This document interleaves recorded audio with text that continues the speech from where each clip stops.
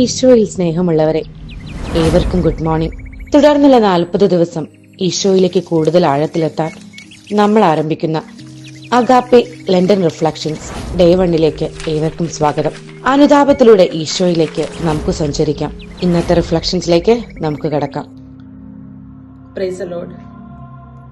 പഴയ നിയമത്തില് ബാറൂഖ് പ്രവാചകന്റെ പുസ്തകം 4-ാം അധ്യായം 28-ാം വാക്യത്തിൽ നമ്മൾ ഇപ്രകാരം വായിക്കുന്നുണ്ട്: ദൈവത്തിൽ നിന്ന് അകലാൻ കാണിച്ചതിന്റെ 10 ഇരട്ടി തീഷ്ണതയോടെ തിരിച്ചു വന്ന് അവിടുത്തെ തേടുവിൻ.